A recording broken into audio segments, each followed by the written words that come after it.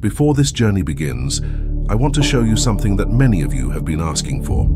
The official Path of Knowledge library is now open, and for the first time, 10 of the most requested books from this channel have been gathered into one powerful digital collection, the High Demand Awakening Library.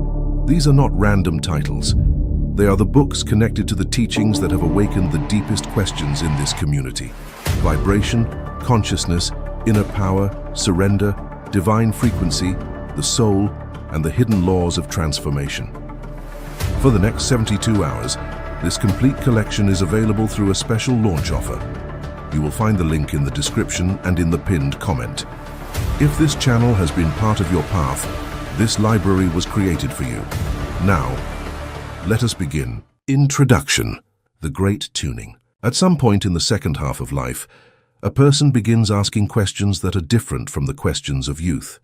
In youth, we ask how to get ahead, how to be noticed, how to win, how to prove that we are worthy. Later, after enough seasons have passed, after enough doors have opened and closed, after enough people have come and gone, the question changes. It becomes quieter, but much more serious. Why do some lives seem to move with hidden support, while others seem to fight the same wall again and again? You may have seen it in people around you. One person moves through difficulty and somehow finds a path. Money arrives when needed. Strength returns after illness. The right person appears at the right hour. Another person, equally hard-working and sincere, seems to live in resistance. Every victory is followed by a new burden. Every rest is interrupted by a new concern. It is easy to call one person lucky and the other unlucky, but luck is a lazy explanation for a universe that is built on law. The deeper truth is that life responds to tuning. You're not merely walking through a fixed world made of hard facts and random events. You are participating in a field of signals. Your thoughts, emotions, words, assumptions, habits, and expectations do not remain inside you as private shadows. They become frequencies. They become instructions. They become the tone by which the world knows how to answer you. Imagine an old radio sitting on a table. Around it, invisible stations are already present. A station of peace is present. A station of fear is present. A station of abundance is present. A station of resentment is present. A station of healing is present. The radio does not create the stations. It receives the one to which it is tuned. If the dial rests on fear, fear becomes the world you hear. If the dial rests on gratitude, gratitude begins to reveal another world that was already in the field. This is not childish magic. It is not wishful thinking dressed in spiritual language.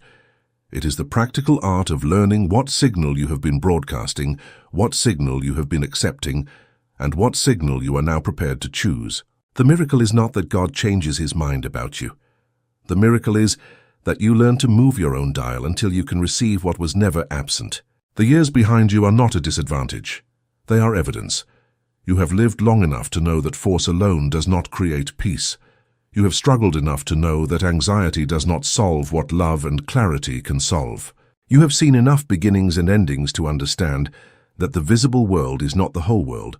Youth often runs quickly, but maturity can finally learn to listen, and the one who listens correctly can move more powerfully than the one who only runs. In this book, we will speak of God as frequency, not to reduce the divine to a mechanical vibration, but to give language to a reality felt by mystics, poets, healers, contemplatives, and the wise across generations. The divine presence is not far away. It is not hidden beyond the stars while you suffer alone beneath them. It is near, intimate, living, available, and yet it cannot be received through panic. It is received through resonance. If your life has felt heavy, it does not mean you are cursed. If money has been difficult, it does not mean the field is closed to you. If your body has suffered, it does not mean you are abandoned. If love has been scarce, it does not mean love is not real.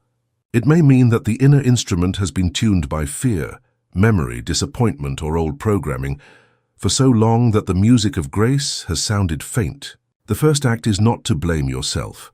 Blame is a low instrument. It produces nothing but more distortion. Responsibility is different. Responsibility says, if my dial has been moved by old fear, then it can be moved again by conscious practice.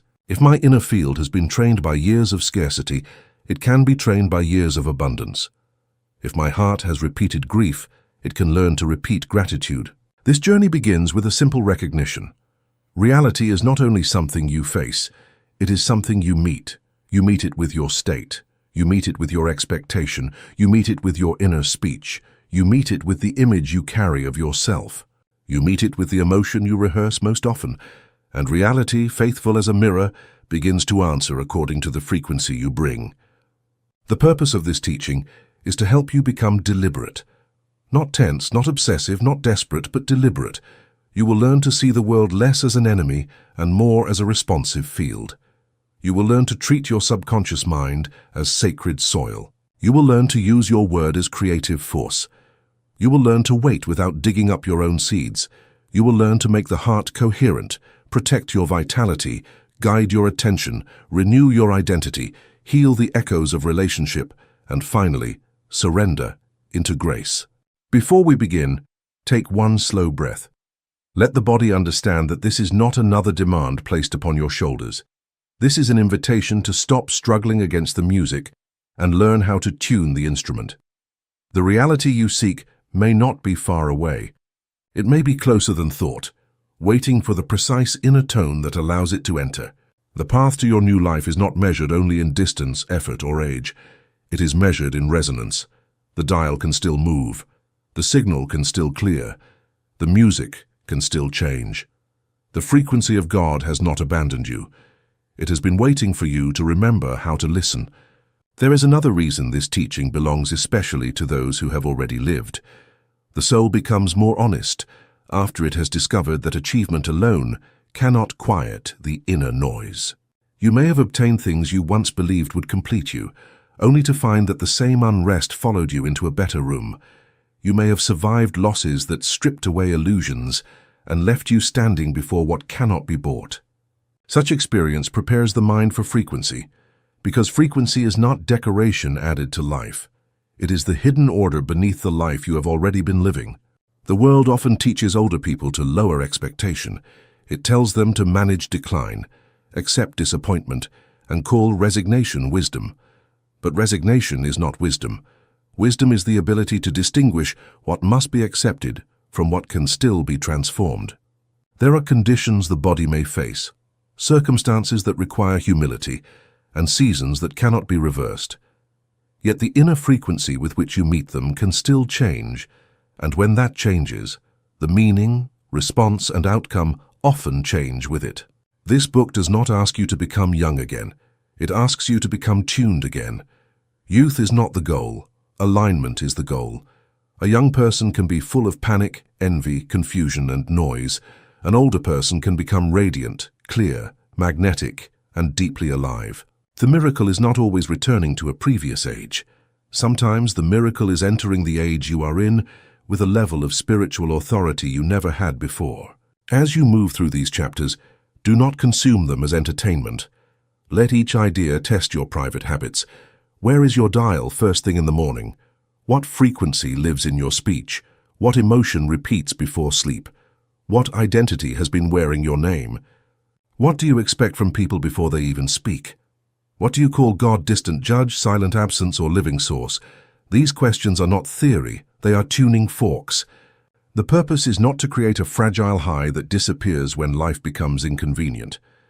The purpose is to train a stable frequency, one that can remain present through bills, bodily discomfort, family concern, loneliness, uncertain news, and the ordinary delays of the visible world. Anyone can feel spiritual in a perfect hour. The deeper work is to remain tuned when the hour is imperfect. If there is skepticism in you, allow it to sit quietly. You do not need to throw it away. Mature faith does not fear honest examination. Simply do not let skepticism become a closed door before the teaching has entered. Test the law by practice. Watch what happens when the morning begins in gratitude rather than dread, when words bless rather than curse, when attention seeks evidence of grace rather than evidence of abandonment. The proof will not be an argument. It will be an experience. There will be places in this journey where familiar teachings appear in a new light. Do not rush past them because you have heard similar words before.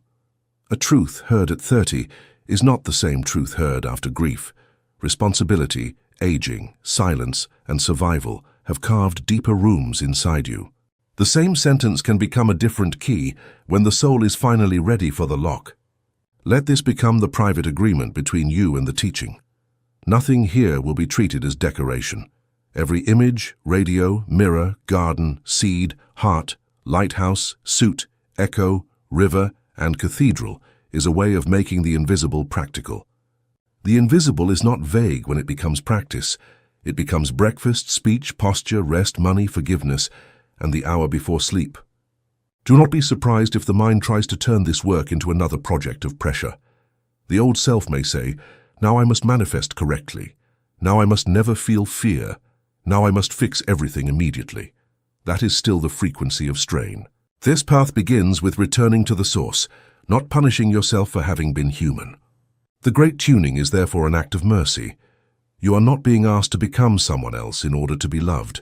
You are being invited to remove the static that kept you from receiving the love, guidance, vitality, and provision already moving through the field of God. Chapter 1.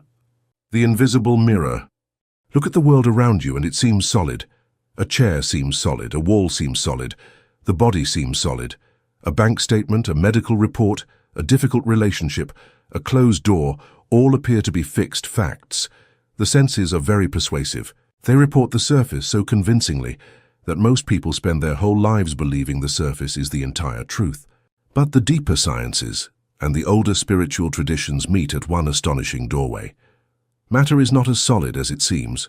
What appears fixed is made of energy, movement, relationship, fields, and space. The body is not a dead object. It is a living field. A problem is not only an external fact. It is also an energetic pattern. A circumstance is not merely something outside you. It is something you are in relationship with through attention, belief, and emotional state. This does not mean the visible world is fake in the childish sense. If a stone falls on your foot will feel it. If a bill arrives, it must be handled. If the body speaks through pain, wisdom listens. Yet behind the visible condition, there is a deeper layer, and that deeper layer is responsive. The mistake is not that people treat life seriously. The mistake is that they treat the outer appearance as final. Reality is less like a wall and more like a mirror. A wall must be broken. A mirror must be understood. If you stand before a mirror with tired eyes and uncombed hair, you do not repair the mirror, you repair the original. You do not polish the glass in anger because the image displeases you. You return to yourself. You change the source and the reflection follows. This is the first great turn in consciousness. The bank account is not only money, it is a reflection of inner relationship with value, safety, receiving, trust, and worth. The body is not only chemistry, it is also the visible expression of years of emotion, speech, attention, rest, nourishment, and meaning. Relationships are not only other people, they are also echoes of expectation, self-respect, and hidden assumptions about what love must be. Most people try to comb the mirror. They try to force the partner to change without examining the state that keeps expecting conflict. They try to force prosperity while carrying an inner loyalty to lack. They try to force healing while speaking constantly to the body as if it were an enemy. They try to force peace while feeding the nervous system with outrage, complaint, and fear. Then they become exhausted and say life is unfair. The mirror does not hate you. It has no cruelty. It reflects. That reflection can become your prison if you misunderstand it, but it can become your liberation if you learn from it. When you stop attacking the reflection and return to the inner cause, your power begins to come back. You are no longer a beggar before circumstance. You become a participant in the formation of experience. In quantum language, observation matters. What receives attention becomes more definite in your world. This principle has been simplified and exaggerated by many, but beneath the misuse, there is still a sacred instruction. Attention is not neutral. To stare at a problem with fear is to feed it. To rehearse the same unwanted future is to practice it. To name the same limitation every morning is to give it a continuing place in consciousness. If you have spent years looking at debt, illness, loneliness, or disappointment as if they were permanent authorities, do not condemn yourself. You were trained by a world that teaches people to worship the visible. You were told to believe only what you can see, and then you were punished by the very appearances you believed in. Now you are learning that appearances are messages, not masters. The visible world has a delay. This is where faith becomes necessary. When you change within, the outer mirror does not always answer instantly. The old reflection may remain for a while, like light from a star that has already died but still reaches the eye. Today's conditions may be the echo of yesterday's consciousness. If you judge the new seed by the old reflection, you will abandon the work too early. The mature person understands echo. You can speak in a canyon and hear the old sound return after you have already spoken something new. The echo is not proof that the new word failed. It is simply the return of what was sent before. In the same way, when old circumstances return, do not panic. Do not say the work is useless. Say, this is an echo. I will not feed it with the same frequency that created it. There is an ancient saying, as within, so without. The phrase has been repeated so often that many no longer feel its force.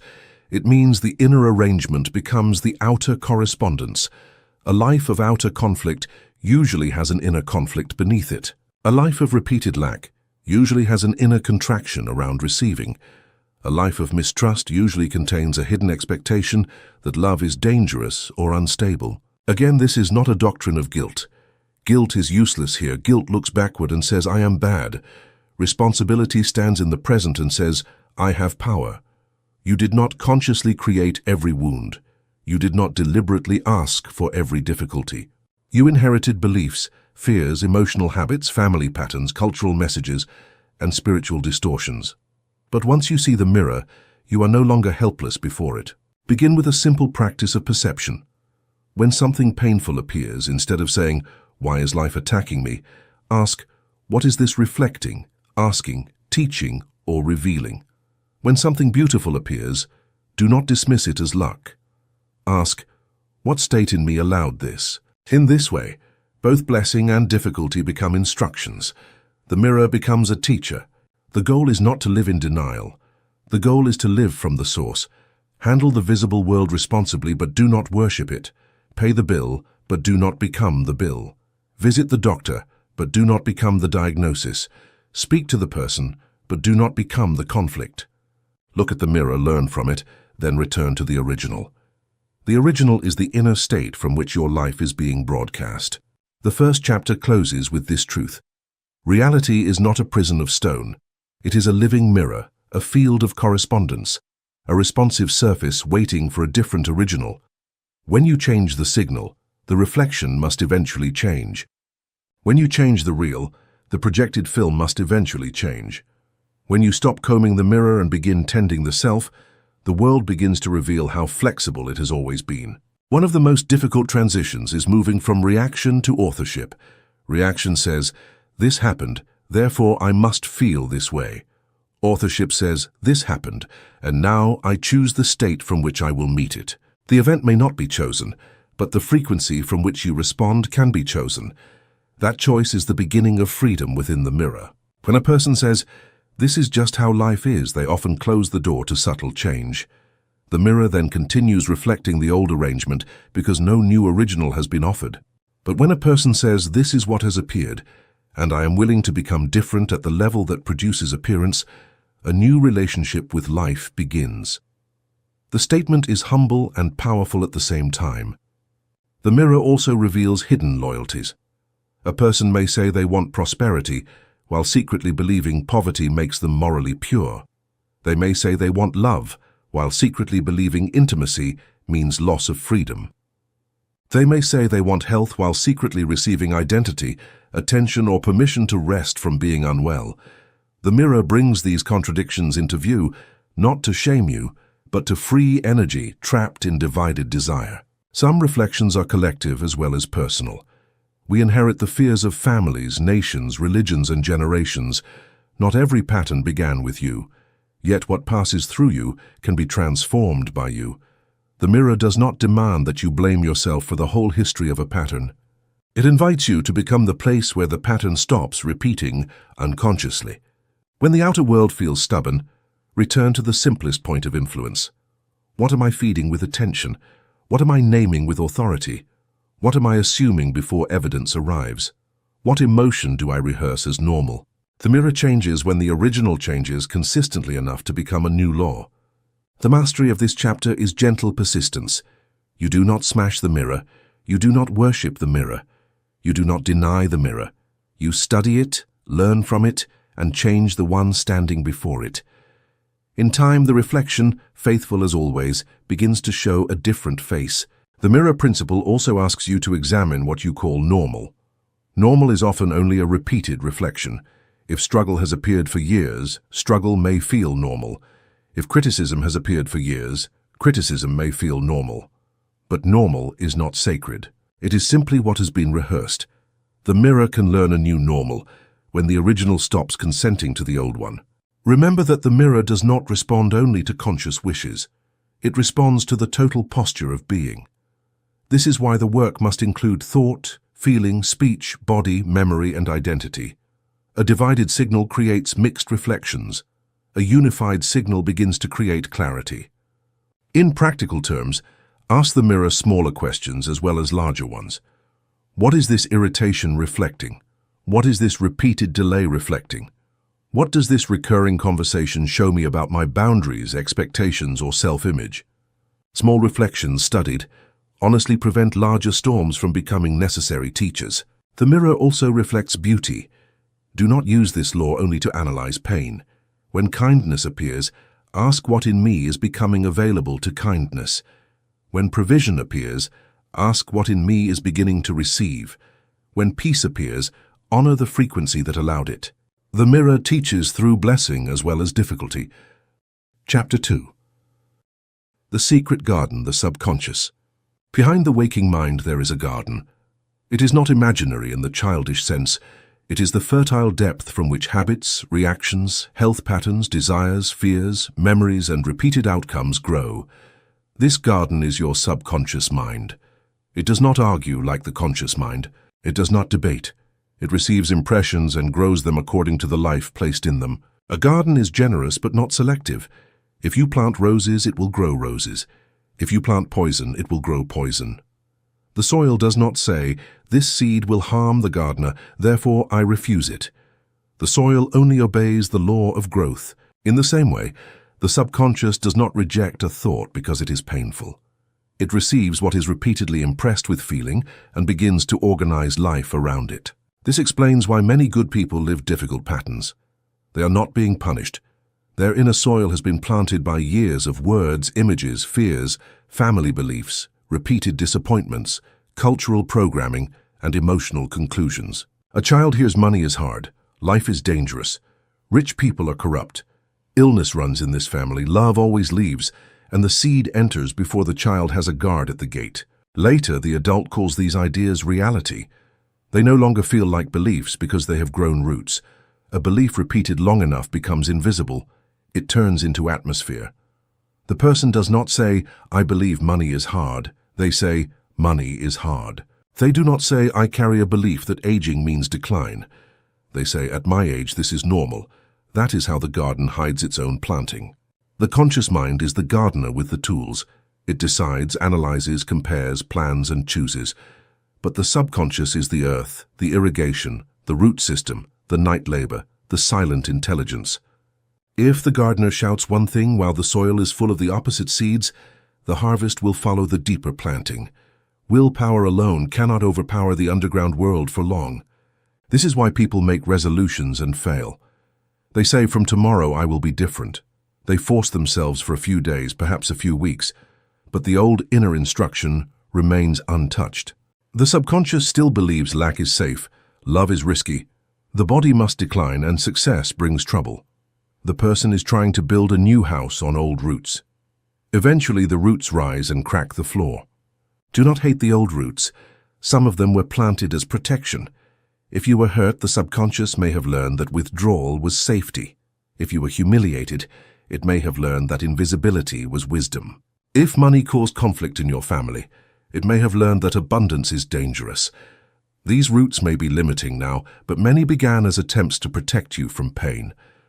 To change the garden, You must become patient and precise. You do not pull every root in one angry day. You stop watering the weeds and begin planting the new life close enough, consistently enough, and lovingly enough that the old pattern loses nourishment. Attention waters. Emotion waters. Repetition waters. The garden changes according to what receives the daily moisture of consciousness. There is a threshold between the conscious and subconscious mind. Some psychologists speak of a critical faculty, a kind of guard that examines new ideas and compares them with existing programming. If you have believed for 40 years that prosperity is not for you, the guard will not easily accept, "I am wealthy and free." It will laugh at the sentence. It will show you evidence. It will say, "This does not match our records." This is why forcing affirmations can feel false. It is not that the principle is useless. It is that the seed is being thrown at a locked gate. You must learn the hours when the gate is open. The subconscious is most receptive when the conscious guard softens, in deep relaxation, before sleep, upon waking, during prayer, during meditative stillness, during emotional surrender, during moments when the heart is open and the body is calm. The moments before sleep are sacred. Most people poison them. They lie down and review debts, aches, arguments, mistakes, and tomorrow's fears. The body grows heavy, the guard falls asleep, and the person unknowingly carries fear into the fertile night. The subconscious receives the final images of the day as instructions for the inner workers who labor, while the conscious mind sleeps. Use the night differently. Before sleep, choose one fulfilled state. Do not bring a shopping list, bring one seed. If the desire is healing, enter the feeling of relief. If the desire is provision, enter the feeling of calm sufficiency. If the desire is love, enter the feeling of being held by life. Let the phrase be simple. It is done. Thank you. I am safe. I am restored. The phrase matters less than the feeling carried by it. Emotion is water. A dry statement will not germinate. A statement soaked in gratitude, relief, trust, and quiet certainty enters the soil differently. The subconscious does not need loud excitement. At maturity, the most powerful emotion is often not euphoria. It is peace. It is the deep sigh of the one who knows the burden has been lifted. Practice that sigh before the visible proof arrives. There is dignity in this work. You are not begging the subconscious. You are instructing it with love. You are returning to the garden after years of strangers planting there. You are closing the gate to random voices. You are removing old signs that said danger, decline, and lack. You are placing new signs that say restoration, provision, protection, beauty, strength, and peace. During the day, do not dig up the seed. When doubt appears, answer gently. The seed is planted. The night workers know what to do. Nature does not need my panic. This is not denial. It is disciplined faith. A farmer who digs up a seed every morning to check its progress destroys the very life he claims to desire. Your age is not a problem for the garden. Mature soil can be rich. It may contain old roots, yes, but it also contains depth, memory, compost, and wisdom. The young often scatter seeds carelessly. The mature gardener knows that attention is precious. You know what you no longer wish to grow. You know the bitterness of certain harvests. That knowledge makes you powerful. The secret garden responds to new law when new law is repeated with feeling. Plant at night. Guard your speech by day. Water with gratitude. Withdraw attention from the old weeds. Do not curse the soil. It has been faithful to what it received. Now give it better seed, and it will become faithful to a better harvest. The subconscious also speaks through the body. A tight stomach before asking for money may reveal an old planting around worth.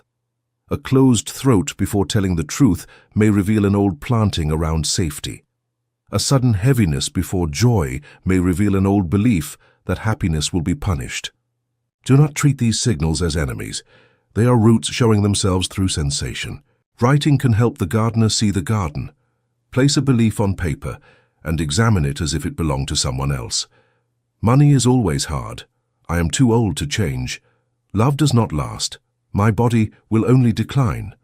Once written, the belief becomes an object rather than atmosphere. You can ask where it came from, who taught it, whether it is absolutely true, and whether you are willing to continue growing it. A new seed must be believable enough to enter and elevated enough to transform. If the mind completely rejects a statement, soften it without weakening the direction. Instead of forcing, I am a millionaire. Begin with, I am becoming more available to provision.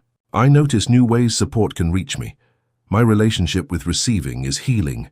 The guard is less likely to reject a bridge than a command that feels impossible. Repetition should be affectionate, not mechanical. The subconscious responds not only to frequency of repetition, but to the emotional climate surrounding it. 10 words spoken with relaxed conviction can plant more deeply than 100 shouted with desperation. The gardener does not scream at the soil, he tends it. Dreams may also begin to change when the garden is changing.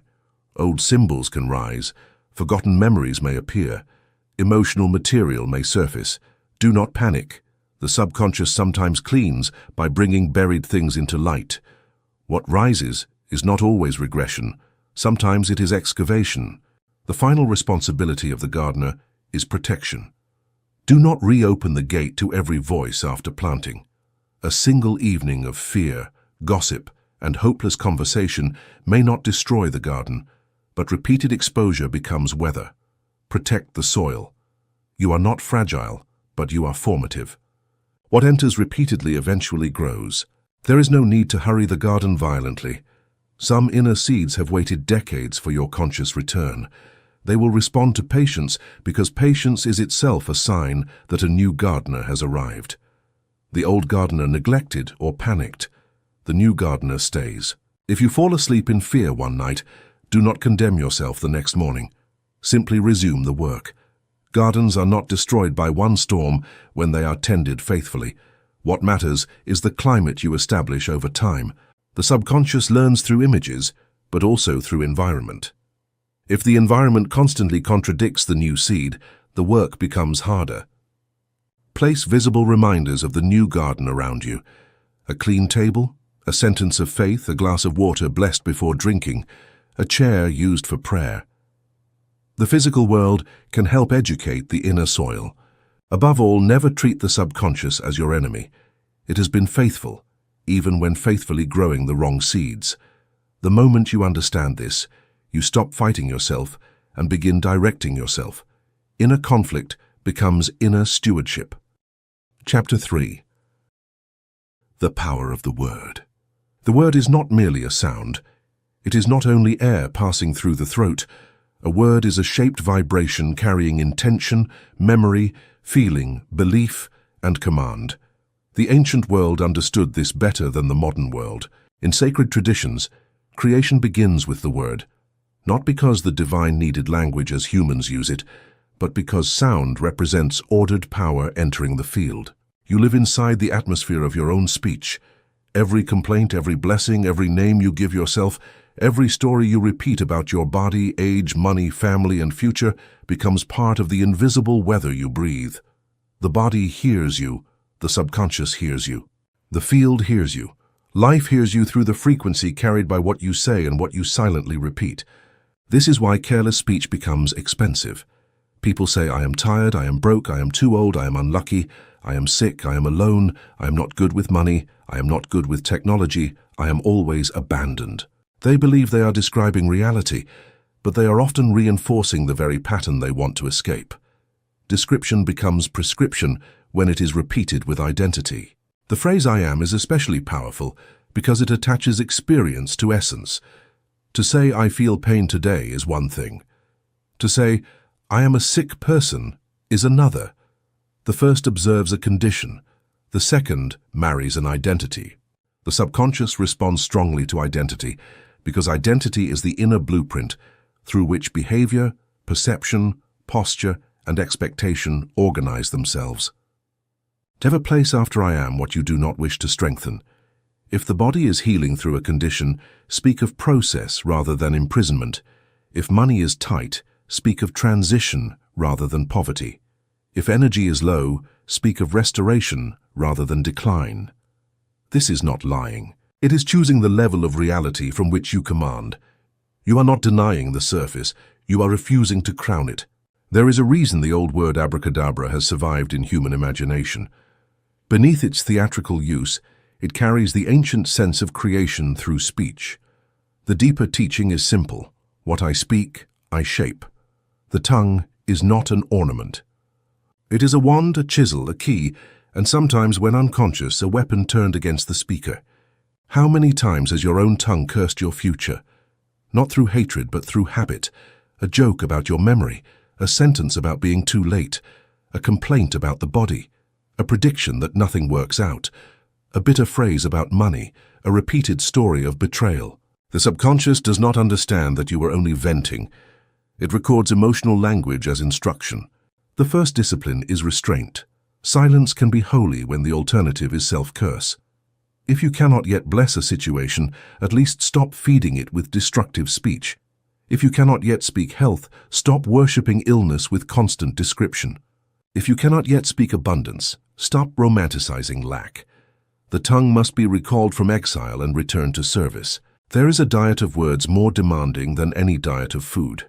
For a season, watch what leaves your mouth. Listen to yourself as if you were listening to someone casting spells over your life. Notice the phrases that weaken you. Notice the little jokes that cut dignity. Notice the stories that keep you emotionally loyal to the worst chapter of your past. The awareness may be uncomfortable. Let it be cleansing. Then begin to bless. To bless means to speak good. Bless your money as it goes out. Thank it for serving you and others. Bless your body, especially the parts that have suffered.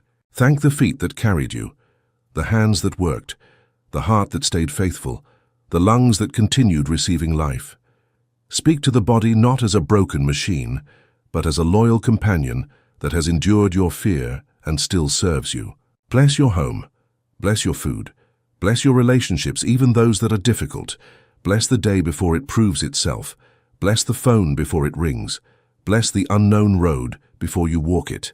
This is not superstition, it is inner orientation. Blessing places the mind in cooperation with life, rather than suspicion of it. Your words also train perception. When you say people are cruel, the mind searches for evidence. When you say support is appearing, the mind searches differently. The reticular system in the brain filters the world according to what matters. Speech tells it what matters. Speak only of danger, and the mind becomes a hunter of danger. Speak of grace, and the mind begins to notice where grace has been standing quietly in plain sight. There is a difference between truthful speech and defeated speech. Truthful speech can say, "This is the condition I am facing, and I am meeting it with wisdom." Defeated speech says, "This condition is my master." Truthful speech is sober, clear, and responsible. Defeated speech is hypnotic. It repeats the wound until the wound becomes a throne. The word is also relational. The way you speak to others returns to you through the field. A harsh word thrown into a home does not disappear. It hangs in the room. A word of honor can change the chemistry of a marriage, a family, or a difficult conversation. If you wish to raise the frequency of your life, raise the quality of the words you release into the places you inhabit. Do not make this discipline rigid or fearful. You will make mistakes. You will complain. You will catch yourself halfway through an old phrase.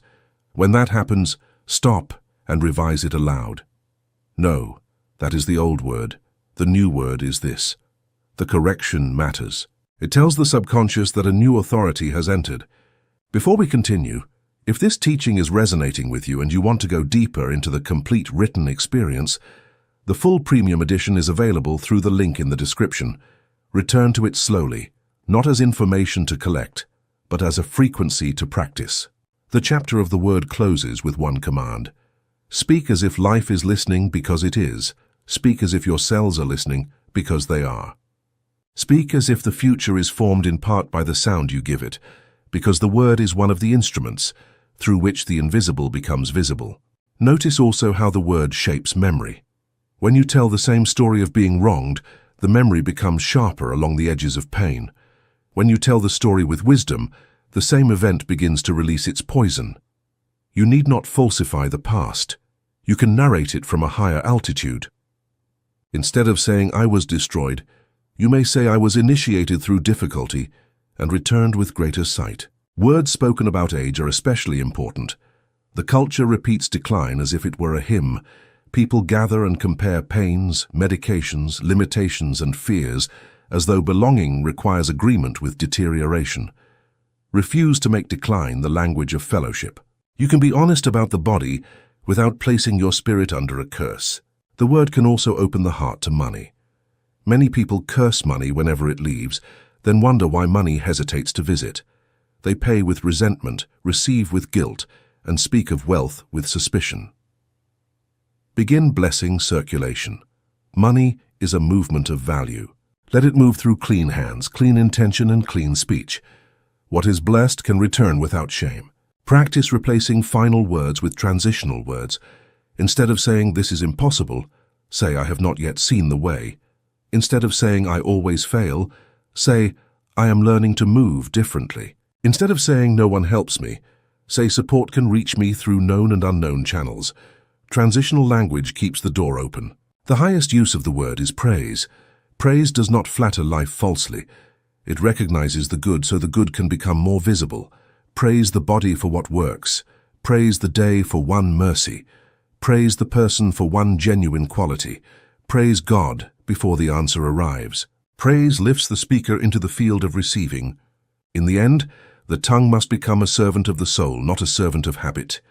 Let your speech be clean enough that silence is not ashamed of it. Let your words build rooms where peace can live.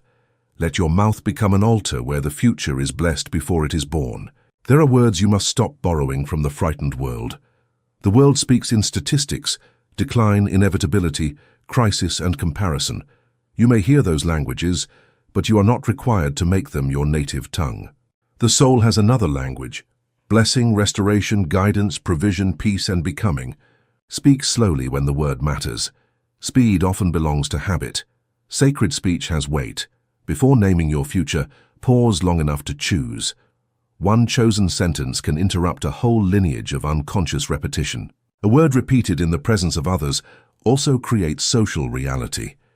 If you constantly tell family that you are declining, they begin to treat you according to that decree.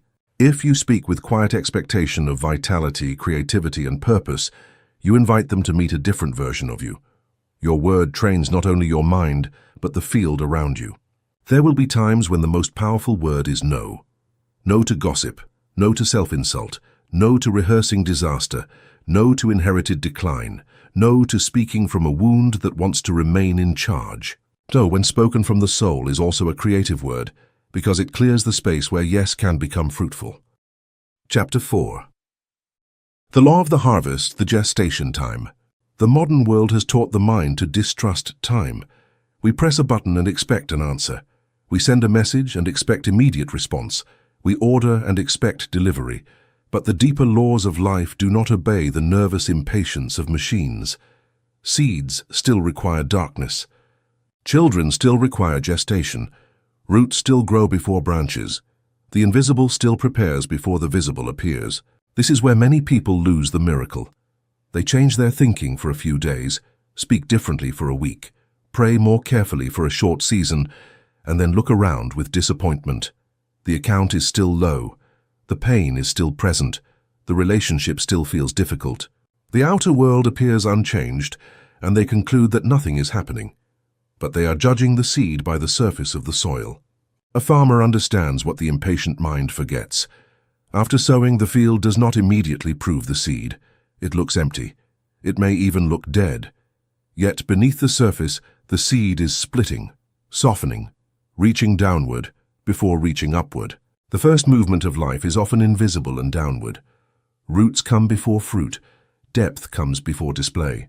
When you begin changing your frequency, there is underground activity. New impulses form. Old reactions weaken. The nervous system hesitates before obeying the old fear. The subconscious begins sorting new orders from old programming. Circumstances start shifting beyond your sight. A person you have not met yet begins moving toward your path. A possibility begins arranging itself in someone else's mind. The surface may still look like yesterday, but the field has been disturbed. This is why faith is not blind stupidity. Faith is respect for invisible process. Faith knows that the absence of visible evidence is not always the absence of movement. Faith does not dig up the seed every morning and demand proof. Faith waters, faith protects. Faith waits actively, not passively. It prepares the barn while the field is still brown. The image of bamboo teaches this with fierce beauty. For years, certain bamboo grows underground, developing a root system strong enough to support sudden height. To the impatient eye, nothing is happening. To the wise eye, foundation is forming. When the visible growth finally arrives, it seems sudden, but the suddenness was prepared by long invisibility. Your life may contain bamboo seasons. Years that seemed unproductive may have been forming depth. Delays that humiliated you may have developed endurance. Losses that disappointed you may have removed false supports. Waiting that felt like punishment may have been strengthening roots capable of sustaining a blessing that would have broken the younger version of you. At maturity, you can understand what youth often cannot. A blessing without roots can become destruction. Wealth without wisdom can scatter a person. Love without self-respect can become dependence. Power without humility can become arrogance.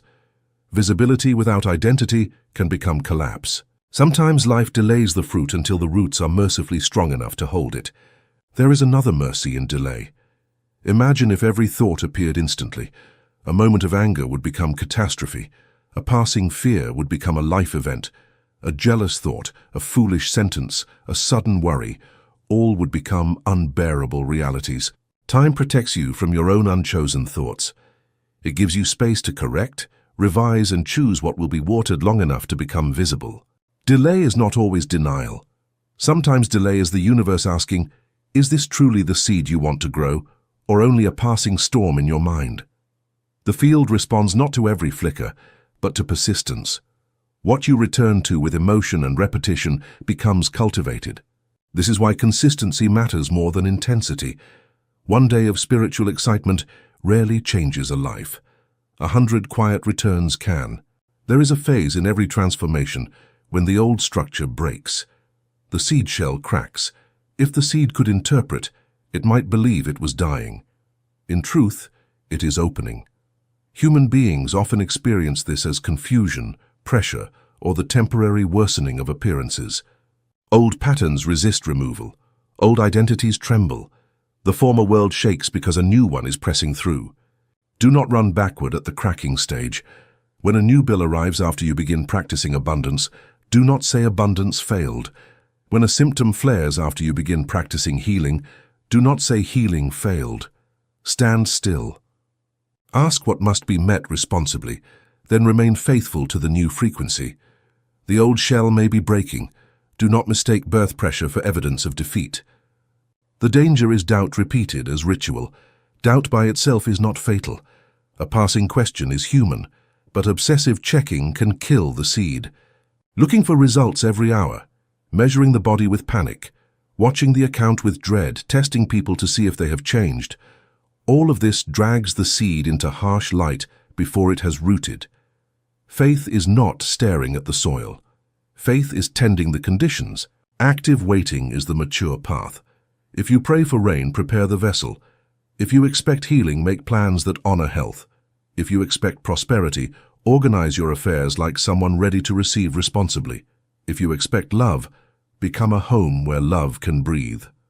Waiting does not mean doing nothing. It means acting from confidence rather than panic. The Greeks distinguished ordinary clock time from the ripe moment. Chronos measures minutes. Kairos reveals the appointed hour. Human anxiety lives in Chronos, counting days and fearing loss. Divine timing moves through Kairos, arranging readiness, relationship, circumstance, and inner state. A thing can be late by the clock and perfectly timed by the soul. Look back honestly. Have there not been events you once cursed that later revealed hidden mercy? Doors that closed and protected you, delays that prevented mistakes, losses that cleared the road, meetings that came at the precise moment you could finally receive them. If life has done this before, let that memory become evidence. The field is not dead. It is often arranging more than your eyes can follow. The law of harvest is simple but demanding. Plant deliberately. Water with feeling. Protect the seed from daily doubt. Prepare as if the sprout is already moving beneath the soil. Trust the darkness where roots are forming. Do not abandon the field because the first thing you see is brown earth. The unseen is not empty. It is where every harvest begins. There is a temptation to compare your seed with someone else's harvest. You may see another person receive quickly what you have desired for years. The old mind calls this injustice.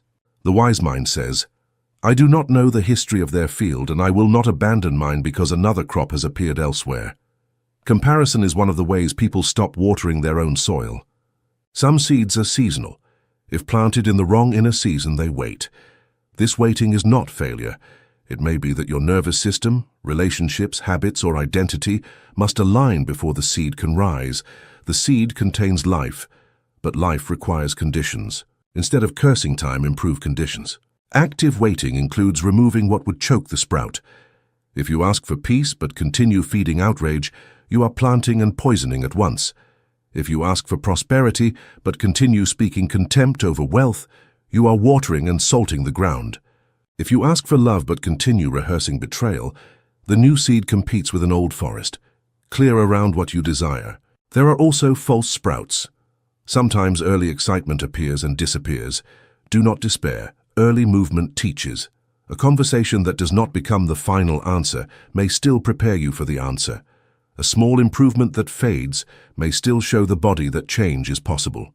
Harvest is often preceded by signs that train faith. Waiting matures desire.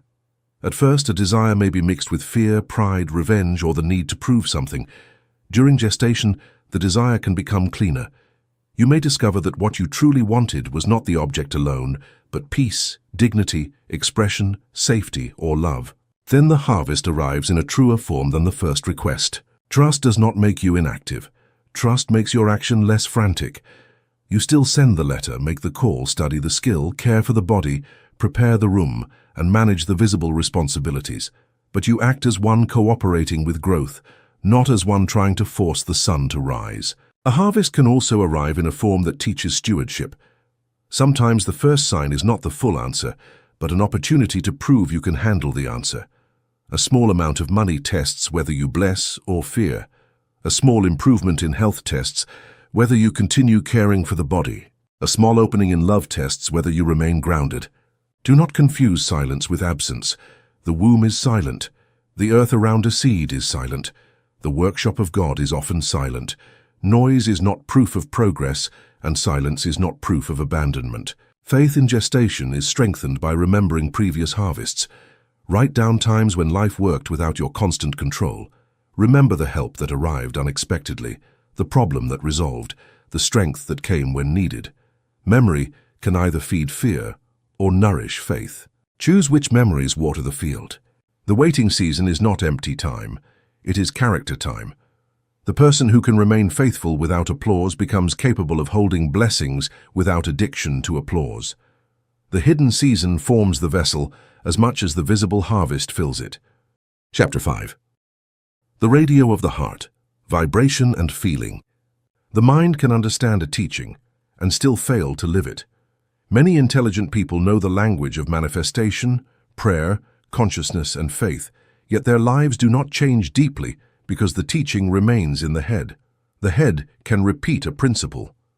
The heart must become the principle. The universe does not respond most strongly to a sentence recited without feeling. It responds to the state carried beneath the sentence.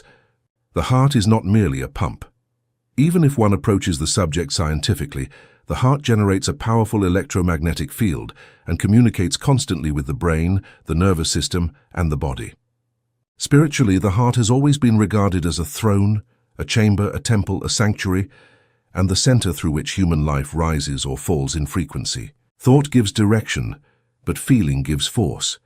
The mind may say, "I choose peace," while the heart broadcasts fear.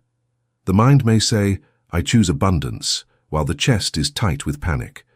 The mind may say, "I am healed," while the body is filled with dread and resentment. In the conflict between a weak mental statement and a strong emotional broadcast, the stronger signal usually governs the field. This is why empty affirmation often disappoints people. They repeat words while the heart remains loyal to the old condition.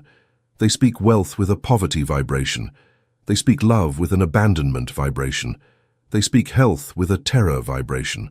The field hears the whole person, not only the sentence. To tune to the frequency of God, the head and heart must begin to agree.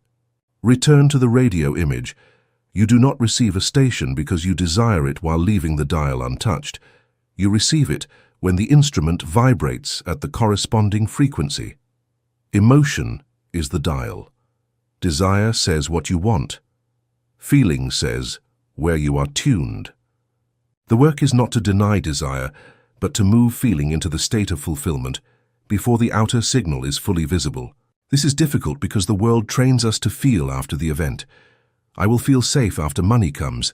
I will feel loved after the person appears. I will feel healthy after the report changes.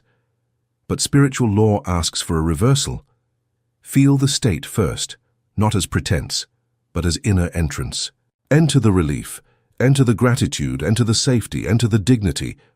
The outer world then begins to reorganize around the frequency you have inhabited. Neville Goddard expressed this in a phrase often repeated because it remains powerful. Feeling is the secret. The secret is not emotional hysteria. It is not forcing excitement. It is the quiet capacity to wear inwardly the state you seek to meet outwardly. If healing is desired, what is the feeling of being restored? If provision is desired, what is the feeling of being supplied? If companionship is desired, what is the feeling of being cherished by life? For many in the second half of life, the highest feeling is not wild joy. It is relief. It is the shoulders dropping. It is a long breath. It is a soft yes in the chest. It is the sense that a burden has been handled by a wisdom greater than your own. Practice that relief. Relief is a holy frequency because it announces that the war is over before the battlefield has visibly changed. Gratitude is the master key because gratitude belongs to fulfillment. You can hope for what has not arrived. You can desire what is absent, but gratitude naturally belongs to what is received. When you give thanks before the visible proof, you are standing in the end. You are letting the subconscious and the field know this is no longer distant to me. It is real in my inner world. Gratitude also cancels certain lower frequencies. You cannot fully inhabit gratitude and bitterness at the same moment. You cannot fully inhabit gratitude and panic at the same moment. The body changes under gratitude. Breath softens.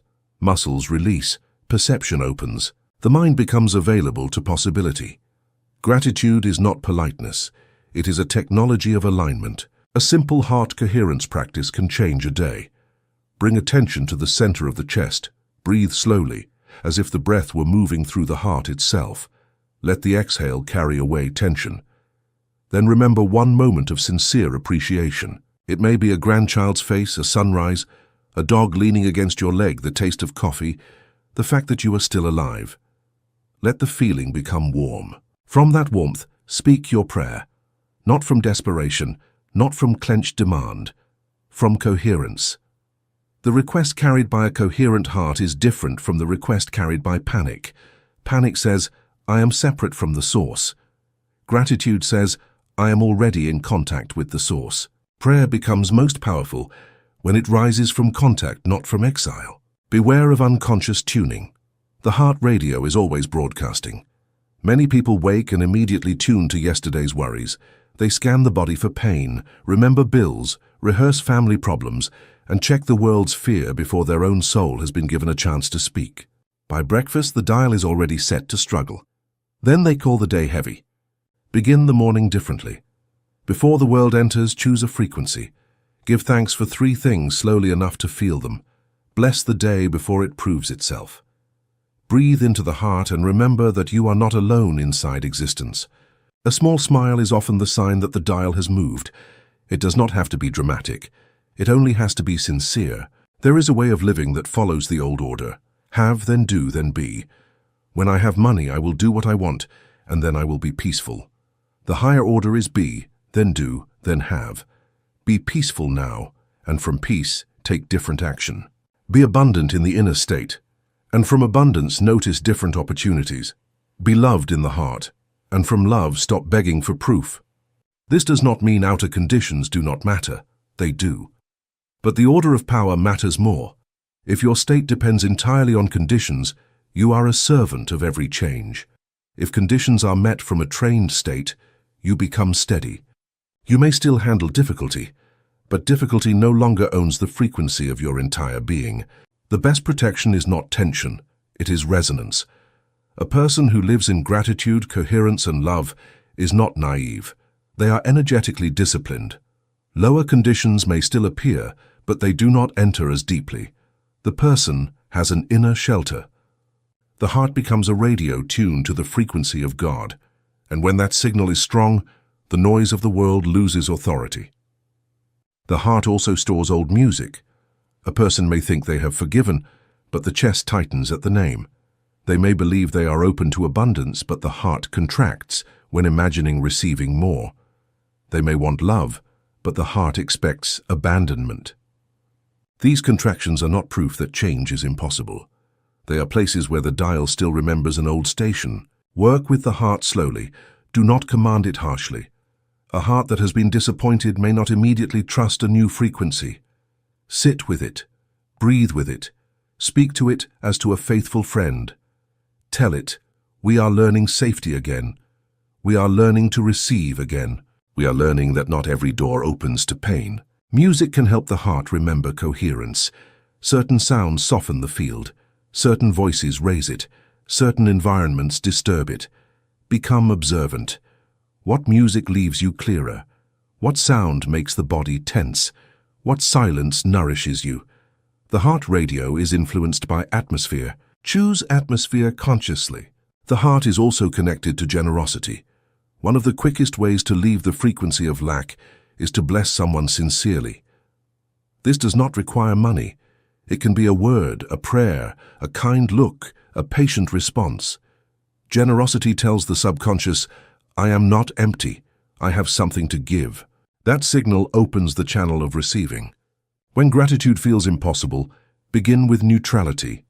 If you cannot feel thankful for a problem, be thankful for breath. If you cannot feel thankful for the body, be thankful for one part that works. If you cannot feel thankful for the day, be thankful for the fact that the day is not over. The heart can climb from a small stone. Do not demand the mountain at once. The heart tuned to God does not become sentimental weakness. It becomes stable strength. It can be kind without being foolish, open without being boundaryless, grateful without being blind, hopeful without denying pain. Coherence is not softness without structure. It is power without violence. The heart can bless the mind as well. Many people try to think their way into peace while the heart remains cold. Place the mind under the warmth of the heart. Let thinking become less like a courtroom and more like a sanctuary. Reason guided by a coherent heart becomes wisdom rather than anxiety. If tears come during gratitude, let them. Tears can be the body's way of releasing old frequencies. Sometimes the heart does not open with laughter first. Sometimes it opens through the soft grief of finally feeling safe enough to receive. Let the heart become the interpreter of spiritual truth. If a teaching makes you frantic, you may be receiving it through fear. If it makes you proud and harsh, you may be receiving it through ego. If it brings sober peace, greater responsibility, and a warmer relationship with life, the heart is likely understanding it correctly. The heart's frequency is strengthened by beauty. Beauty is not optional decoration for the soul. A flower, a candle, a piece of music, the color of evening light, the order of a small altar, these can tune the heart when arguments cannot. Let beauty help you pray. Chapter 6. Sacred Vitality, Health and Energy. A person cannot sustain a high frequency while leaking life force in every direction. The mind may understand the teaching. The heart may desire the miracle. The word may begin to change. But if the body is exhausted, if resentment drains the nervous system, if worry consumes the imagination, if sleep is broken by control, the signal becomes weak. Sacred vitality is not a minor subject. It is the battery of manifestation. The body is not a prison for the soul. It is the instrument through which the soul plays its music on earth. Treat the instrument carelessly, and even a beautiful melody becomes faint. Treat the body with reverence, and the inner signal has a clearer channel. Health is not only the absence of disease. Health is the presence of usable life force. Ancient traditions gave names to this life force: chi, prana, ruach, breath, spirit, vital current. Different languages, one recognition. Something subtle animates the physical form. A body asleep and a body dead may appear chemically similar in many ways, but one is inhabited by the spark, and the other is not. That spark must be guarded. In youth, energy is often wasted without immediate consequence. Later, every leak becomes visible. A resentment can drain the body for hours. A family argument can steal sleep. A news program can lower the field. A bitter memory can tighten the stomach. A guilty thought can make the shoulders heavy. Energy is precious. At maturity, energy is not to be scattered, it is to be stewarded. Resentment is one of the largest leaks. Someone hurt you, betrayed you, used you, ignored you, or disappointed you. Perhaps the wound was real, perhaps the injustice was undeniable, but resentment keeps the offender plugged into your nervous system. The person may be far away, old, changed, or even gone from the world, yet your body still pays them daily tribute through tension and memory. Forgiveness in this teaching is not approval of harm. It is withdrawal of energy from the past. It says, I will not keep poisoning my own blood to maintain a bond with what wounded me. I take my life force back. I release the argument from the temple of my body. I stop feeding the ghost. This kind of forgiveness is not weakness. It is spiritual intelligence. Guilt is resentment turned inward. It is a sack of stones carried through every morning. The mistakes of the past may have taught you, but they were not meant to become permanent chains. You acted then with the consciousness you had then. If you had been wiser, you might have acted differently. But wisdom often arrives after the fire. Do not use today's light to torture yesterday's self. Responsibility frees energy.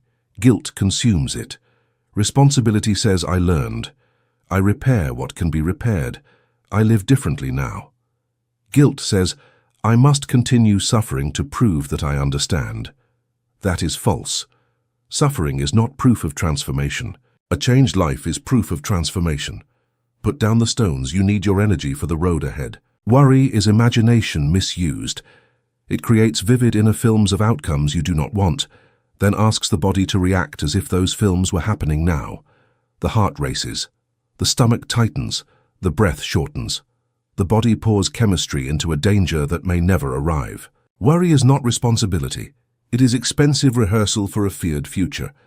When worry appears, ask the clean question, is there an action to take now? If yes, take it. If no, release the energy back to trust. This is not passivity. It is the end of useless burning. A fire that cooks food is useful. A fire that burns the house is not. Directed concern can become action. Undirected worry becomes exhaustion. The biological temple also matters. Eat in a way that gives life instead of stealing it. Choose more food that still carries the memory of sun, soil, water, and growth. Drink water as if it were medicine. Move the body with pleasure, not punishment. Walk, stretch, dance slowly, swim. Practice gentle movement. Circulation is prayer in motion. Stagnation invites heaviness. Breath is the bridge between body and spirit. The anxious person breathes as if chased. The trusting person breathes as if held. You can change the state through the breath. Inhale slowly. Let the belly soften. Exhale longer than you inhale. Imagine light entering the cells. Imagine old tension leaving through the mouth. A few conscious breaths can return you to the present, and the present is where power lives. The body contains an inner pharmacy. Belief, expectation, love, gratitude, and peace alter chemistry. This does not mean medicine is unnecessary or that professional care should be rejected. Bless all true help. But remember that the body is not passive clay. It listens to meaning. It responds to fear. It responds to hope. It responds to the words and images repeatedly sent into it. Speak to your cells as companions. Thank them. Invite repair. Imagine the body cooperating with divine intelligence. If you take medicine, bless it before it enters. If you undergo treatment, imagine it guided by wisdom. If you rest, rest without guilt. Healing requires an atmosphere, and your inner atmosphere can either assist or resist what the body is trying to do. Sleep is sacred repair. Many lose sleep because the ego refuses to hand over control. Before bed, give the night to God. Say inwardly, I have carried what I can carry today. The rest belongs to the higher intelligence. Let sleep become trust practice. Do not feed the mind with fear before entering the night. Enter with gratitude, forgiveness, and the feeling that unseen hands continue the work. Guard your energy socially. Some conversations drain, some people feed on complaint, some environments lower your field. Compassion does not require constant availability to what destroys your vitality. At maturity, no is a holy word when spoken from wisdom. You have the right to protect the frequency from which your life is being rebuilt. Your vitality is not selfish. When you are full, you bless others by presence. When you are empty, even your giving can become bitterness. Protect the battery. Seal the leaks of resentment, guilt, worry, neglect, and spiritual noise. Let energy return to the body. Let the eyes brighten again. The miracle needs a charged instrument. You are that instrument. Your environment can either charge or drain you. Light, air, order, scent, sound, color, and cleanliness all speak to the nervous system. A cluttered room can keep the mind in unfinished loops. A dark room can lower vitality. A small act of beauty can return energy. Do not underestimate the spiritual effect of opening curtains, washing a cup, lighting a candle, or clearing a table. The body needs joy as nourishment. Many treat health as a punishment system, restrictions, fear, shame, and constant monitoring. But the body heals better in friendship. Find movements that feel like celebration. Eat with gratitude rather than anxiety. Rest without calling yourself lazy. Let vitality be invited, not bullied. Laughter is medicine because it interrupts the tyranny of fear. A sincere laugh loosens the diaphragm, changes chemistry, restores proportion, and reminds the soul that life is larger than the current concern. Seek clean laughter, share stories, watch what lightens without degrading. A life without laughter becomes too brittle for grace to move easily. Energy also leaks through unfinished decisions. The conversation avoided, the object kept for years, the apology delayed, the boundary postponed, the appointment not made, all can remain open tabs in the mind. Close what can be closed, decide what can be decided. Completion releases energy. There are seasons when the most spiritual act is medical care, and seasons when the most spiritual act is sleep. Do not separate God from practical wisdom. The divine can work through doctors, water, movement, nutrition, therapy, prayer, sunlight, and rest. Receive help without making it an idol. Bless every true channel of healing. Your vitality is a sacred trust. Spend it like someone who knows it is diamond. Do not waste it proving yourself to those committed to misunderstanding you. Do not spend it maintaining resentment museums. Do not donate it to fear industries. Gather it. Bless it. Use it to build the remaining masterpiece of your life. Energy returns when the soul stops living in constant defense. Defensiveness is exhausting. Always proving, explaining, anticipating criticism, and preparing for attack drains vitality. As your inner authority grows, you will waste less energy defending a self you are no longer unsure of. The body loves rhythm. Regular sleep, regular meals, regular movement, regular silence, and regular gratitude teach the nervous system that life is not constant emergency. Rhythm is one of the ways grace enters biology. There is also vitality and purpose. A body often grows tired when the soul believes there is no reason to rise. Give the day meaning, even a small one. Someone to bless, a page to read, a room to brighten, a prayer to offer, a walk to take, a memory to heal. Purpose calls energy forward. If your energy is low, begin very small. Do not demand the strength of a mountain from a tired body. One breath, one glass of water, one stretch, one kind sentence, one released resentment. Small acts accumulate. The battery recharges through faithful increments. Chapter 7. The Lighthouse and the Compass. Attention and Intention. You do not see the world as it is in its totality. No human being does. You see what the mind has been trained to notice. Two people can walk the same street and inhabit different universes. One sees danger, one sees architecture, one sees business opportunity, one sees loneliness. One sees beauty in a flower breaking through cement. The street is shared, but attention creates the experienced world. Attention is the lighthouse. It illuminates certain objects and leaves others in shadow. Intention is the compass.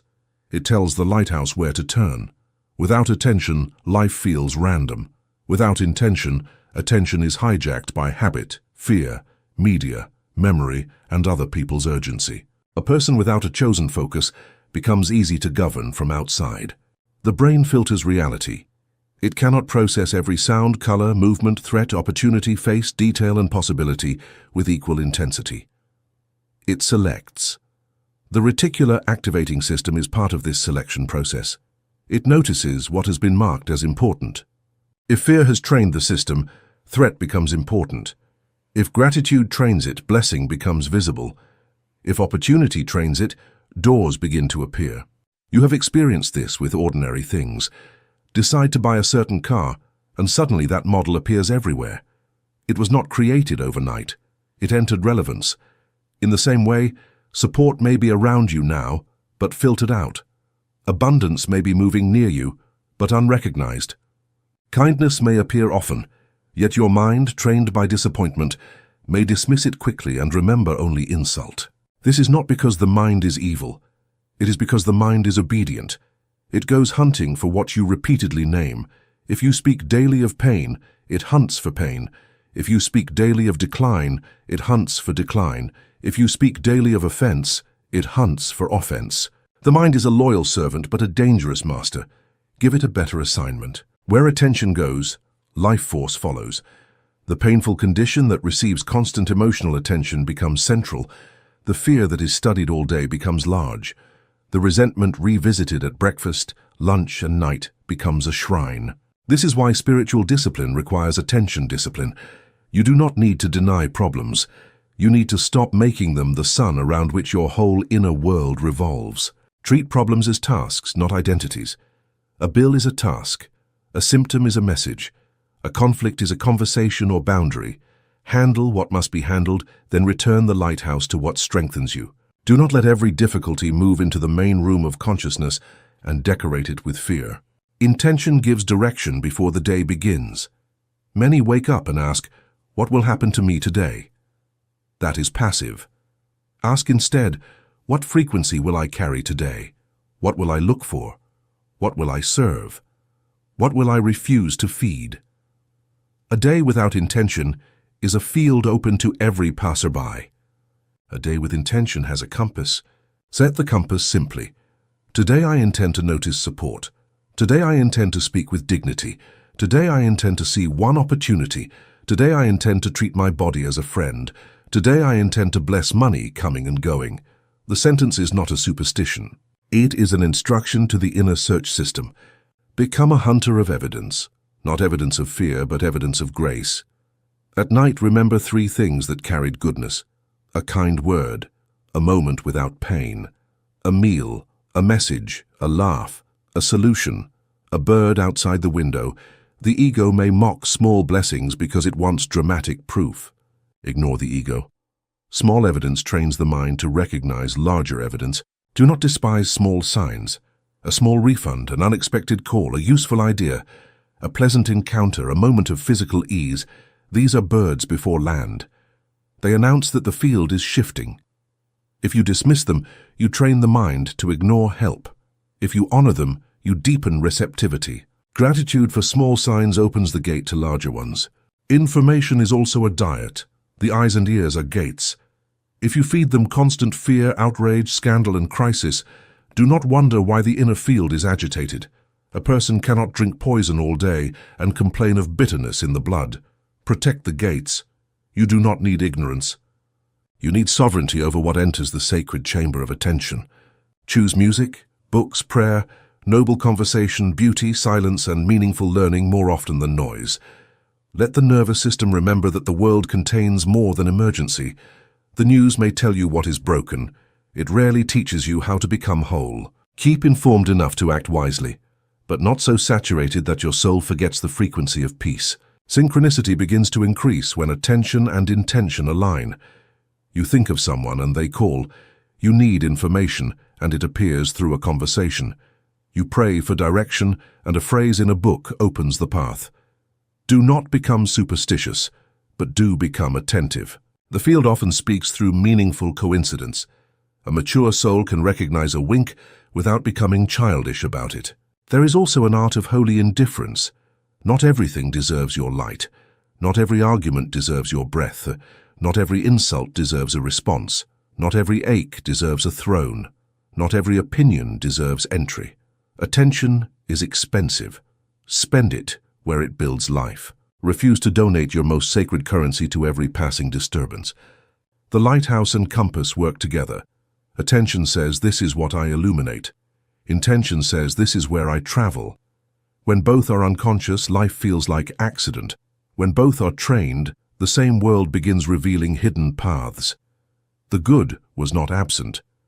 Your inner system was not assigned to see it. The practice is lifelong. Each morning, choose the compass. Each hour, reclaim the lighthouse. Each night, record the evidence. In time, the mind changes its loyalty. It stops hunting only for proof of suffering and begins hunting for proof of grace. Then life, which has been full of signals all along, begins to answer in a new language. Attention also determines memory. At the end of a day containing 10 neutral moments, 3 good moments, and 1 unpleasant moment, the untrained mind may choose the unpleasant moment as the title of the day. Then life appears worse than it is. Training attention means refusing to let one dark note name the entire symphony. Intention gives dignity to repetition. Without intention, routines become mechanical. With intention, ordinary acts become alignment. Making tea can become tuning. Walking can become gratitude. Paying a bill can become blessing circulation. Answering a message can become a practice of peace. The action may be ordinary. The frequency makes it sacred. The world competes for your lighthouse because attention is power. Advertisements, headlines, arguments, platforms, and fearful voices all profit from captured focus. To reclaim attention is to reclaim sovereignty. You cannot build a miraculous life while donating your inner screen to every alarm designed by strangers. A useful question throughout the day is, what am I making larger right now? The answer may humble you. You may be enlarging an insult, a worry, a symptom, or an imagined disaster. Once you see it, turn gently. Place light where life should grow. This turning is not small. It is the steering of destiny. Intention should be clear but not tense. A compass does not scream north, it simply points. In the same way, set your direction and let it guide rather than strain you. If the intention becomes obsession, return to the heart. Obsession is often fear dressed as focus. True intention carries steadiness. When the lighthouse and compass are trained, the day becomes less random. You begin to see what had been invisible. You recognize help sooner. You waste less energy on distractions. You move through the same world with a different map. And because the map is different, the journey changes. Attention must be reclaimed not once but many times. The mind wanders, the world calls, old fear interrupts. Each return strengthens the faculty of command. Do not despise the need to return. Returning is training. The compass also protects you from other people's storms. When you know your intention, you are less easily drafted into dramas that do not belong to your soul. You can be compassionate without being captured. As attention purifies, intuition becomes easier to hear. The soul whispers all the time, but noise covers it.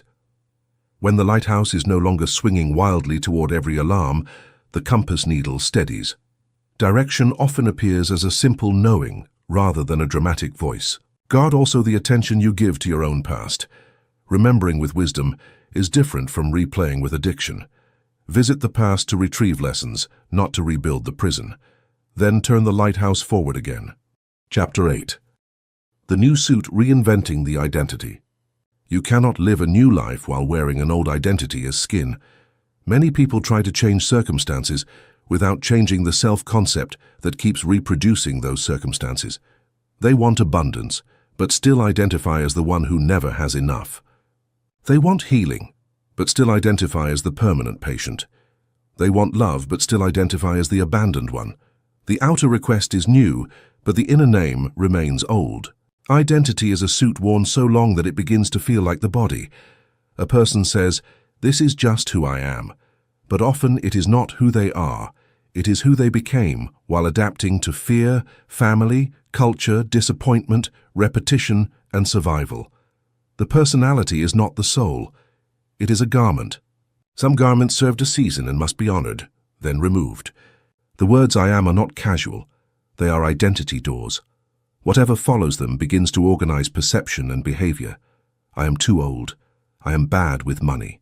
I am always tired. I am not attractive. I am not chosen. I am the one who suffers. These phrases do not simply report identity.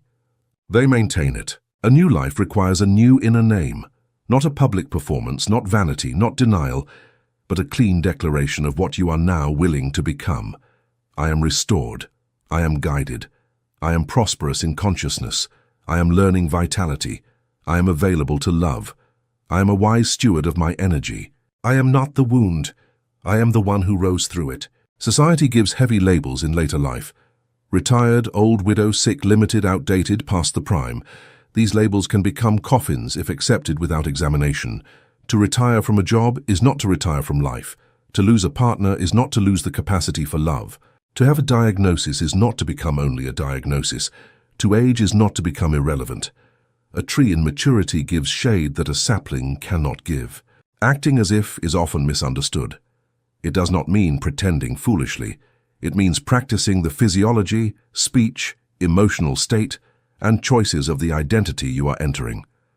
An actor who plays a king does not wait until the audience crowns him before standing with dignity. He enters the posture, the voice, the stillness, the command. In time, the body believes the role. Life is the theater where identity is rehearsed into form. How would the restored version of you walk into the room? How would the prosperous version handle a bill? How would the loved version speak to the mirror? How would the healthy version choose breakfast? How would the wise version respond to criticism? These questions are not fantasy. They are costume fittings for the new self. Posture is spiritual language. A collapsed chest, lowered eyes, shallow breath, and dragging step tell the subconscious that defeat is still law. Lift the chest. Let the shoulders open. Breathe as one who is allowed to occupy space. Look ahead. Walk with quiet dignity. The body informs the mind. Sometimes the fastest way to change thought is to change the temple that carries it. Do not wait to feel worthy before caring for your appearance and environment. Care creates worthiness in the body. Bathe as a ritual. Dress with respect. Use the good cup. Clear the room. Open the window. Remove objects that keep you emotionally married to a dead chapter. Your surroundings should not constantly vote for your former self. Elegance is not about wealth. It is about reverence. A clean shirt, a brushed head, a table set with care. A room ordered with dignity. All tell the subconscious that life is still worth receiving. Neglect says the party is over. Care says the temple is open. The universe responds differently to a person who has not abandoned themselves. The old identity will accuse you of being false. It will say, "Who do you think you are?" It will call your new posture ridiculous, your new speech artificial, your hope naive.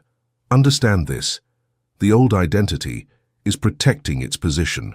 It would rather be familiar than free. Let it protest. You are not lying. You are rehearsing truth before the outer world has caught up. There is a secret dignity in practicing before evidence. Every master once moved awkwardly. Every new role feels strange at first.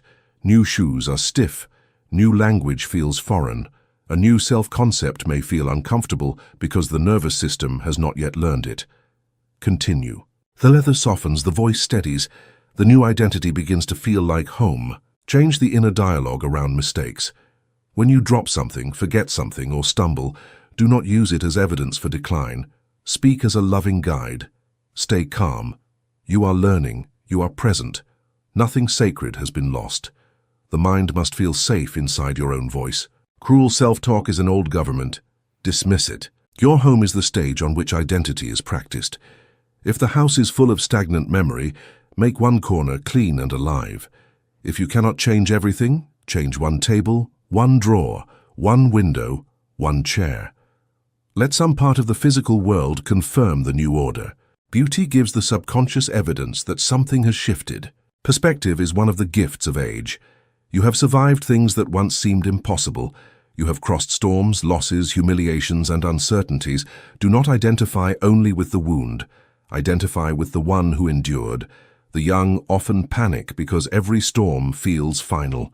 You know storms pass. Use that knowledge as part of the new suit. Create a simple threshold ritual. During a bath or shower, imagine the old labels loosening. Tired one, unlucky one, abandoned one, sick one, invisible one, all washing away as names that no longer govern. When you dress, dress the one who is returning. When you look in the mirror, do not search first for proof of age. Search for the light in the eyes, it is still there. The new identity is not a mask meant to impress the world. It is a vessel large enough to receive the life that is calling you. New wine needs new wineskins. New blessings need a self-concept that can hold them without sabotage. Put on the new suit with humility and authority. The former garment protected you once. Now it is too small for the soul that is rising. Identity also determines what feels normal. If struggle feels normal, ease may feel suspicious. If abandonment feels normal, faithful love may feel boring or frightening. If scarcity feels normal, receiving may create guilt. The new identity must normalize the blessing before the blessing can remain. Otherwise, the person unconsciously returns to the old emotional climate. This is why some people receive money and lose it, receive love and sabotage it, receive health and neglect it. The outer gift arrived, but the inner container was not renewed. The new suit is the container. It teaches the body that the blessing belongs here. It teaches the nervous system that good can stay. Speak to the future self as a present companion. Ask inwardly, how would the restored one respond now? How would the prosperous one organize this? How would the peaceful one speak? How would the loved one rest? The answer often appears as a small correction. Follow it. Identity is built through these small obediences. Let your calendar reflect the new self. A person who says health matters but schedules no rest, movement, or nourishment is still loyal to the old identity. A person who says prosperity matters but avoids financial clarity is divided. A person who says spiritual peace matters but gives no time to silence is wishing, not embodying. Put the new identity into time. There may be grief in releasing an old identity because even painful selves become familiar companions. The victim self may have received sympathy. The sick self may have received permission to rest. The poor self may have felt morally safe. Be compassionate but honest. Do not keep suffering simply because suffering became a known address. The new suit is not worn once. It is chosen repeatedly until the world begins to recognize it.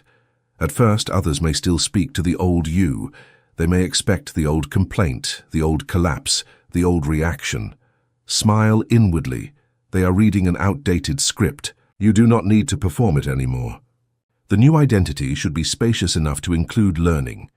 Do not create another prison by demanding instant perfection from the new self. A sovereign person can be corrected without collapsing. A healed identity can admit growth without returning to shame. Let the new suit be lined with humility. The purpose of reinvention is not to feel superior to others. It is to become available to the life God is trying to express through you. True dignity does not need to dominate. It simply refuses to disappear. The new identity should not be dependent on constant external confirmation. If you need everyone to recognize the new you immediately, you will hand them power over your transformation. Practice privately first. Let the inner evidence become strong before the outer world fully understands. One day the old identity may feel distant, like a coat hanging in a room you no longer enter. Do not despise it. It kept you warm through certain winters. But do not put it back on merely because the weather changes. You have other garments now. Chapter 9. The Universal Echo Relationships. Relationships are where spiritual ideas are tested. It is easy to feel peaceful in solitude. It is easy to imagine oneself enlightened when no one contradicts, interrupts, disappoints, demands, criticizes, or ignores. But the true frequency of a person is often revealed in relationship. Other people become mirrors, echoes, teachers, and sometimes thresholds to deeper freedom.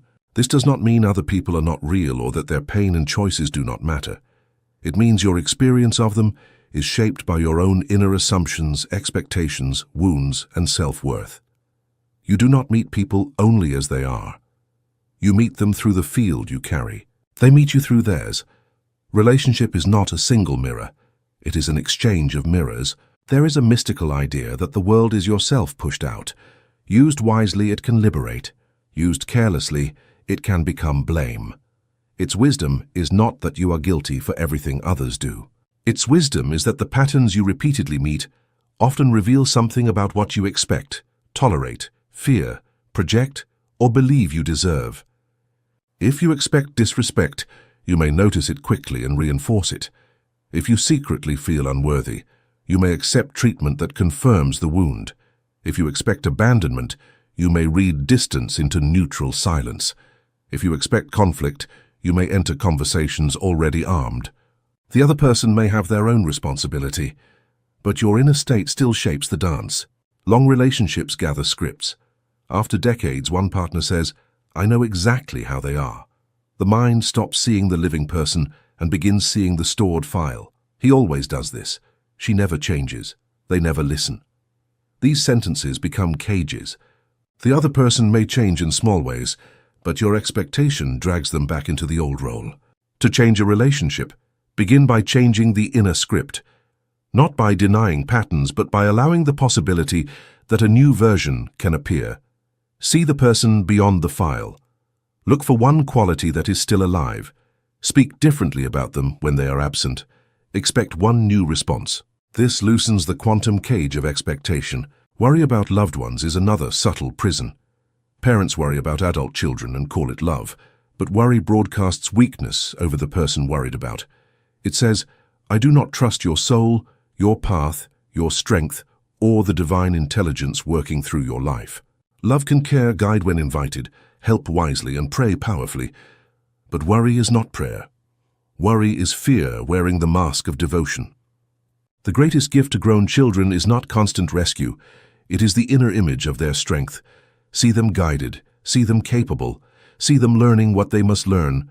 This does not mean you never assist. It means assistance comes from trust, not panic. Trust strengthens, panic entangles. Difficult people are teachers of boundary and frequency. Some people show you where you still need approval. Some reveal anger you have not healed. Some test whether peace depends on being treated perfectly. Some must be loved from a distance. Spiritual maturity does not require enduring abuse.